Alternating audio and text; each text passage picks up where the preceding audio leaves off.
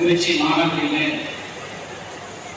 நம்முடைய மாண்புமிகு நகர்ப்புறத்துறை அமைச்சர் திராவிட முன்னேற்ற கழகத்தின் முதன்மை செயலாளர் மாண்புமிகு அண்ணன் கே. நேரு அவர்களுடைய மிக பிரமாதமான ஏற்பாடிலே நடைபெற்றுக் கொண்டிருக்கின்ற நோன்பு திறப்பு நிகழ்ச்சியிலே பங்கு கொண்டிருக்கின்ற இந்திய யூனியன் முஸ்லிம் லீகினுடைய தேசிய தலைவர் பேராசிரியர் கே.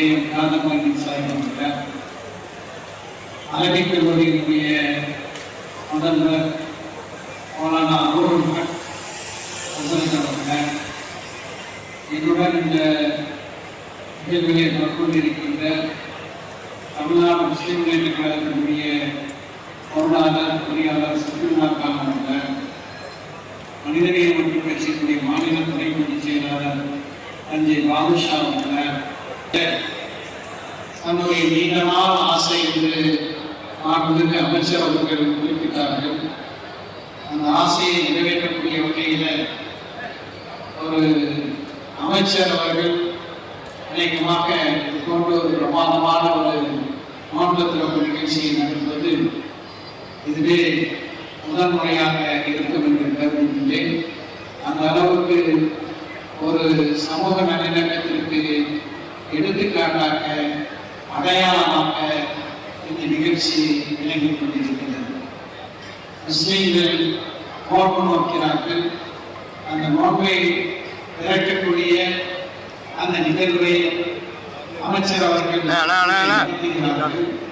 அந்த நிகழ்விலே நம்முடைய திருச்சி மாநகரத்தைச் சேர்ந்த வணிக பெருமக்கள், பல்வேறு அரசியல் கட்சிகளுடைய நிர்வாகிகள், பல்வேறு அமைப்புகளுடைய மக்கள் எல்லாம் ஒன்று சேர்ந்து இங்கே இந்த நிகழ்வு நடத்துவது இன்றைய காலத்தினுடைய அவசியமாக இருக்கிறது என்று நான் சொன்னால் அது மிக சிறப்பான முறையில் நம்முடைய அமைச்சர் அவர்கள் எதை செய்தாலும் மிக சிறப்பாக இதை நடந்த மிக பிரமாதமாக அவர்கள் செய்வார்கள்.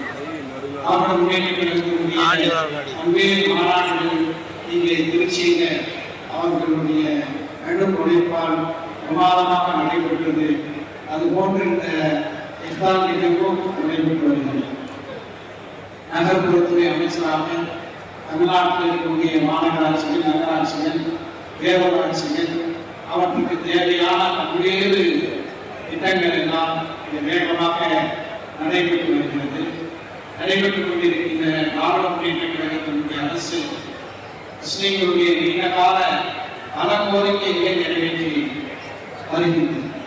எடுத்துக்காட்டாக சொல்ல வேண்டும் என்றால், சமீபத்தில் 65 கோடி ரூபாய் மதிப்பில் சென்னை விமான நிலையம் அருகிலே புனித ஹஜ்ஜுக்கு செல்லக்கூடிய பயணிகளுக்காக ஒரு ஹஜ் இல்லம் கட்டப்படும் என்று முதலமைச்சர் அறிவித்தது மிக சிறப்பான அறிவிப்பு என்பதை நேரத்தில் தெரிவித்துக் கொள்கிறேன்.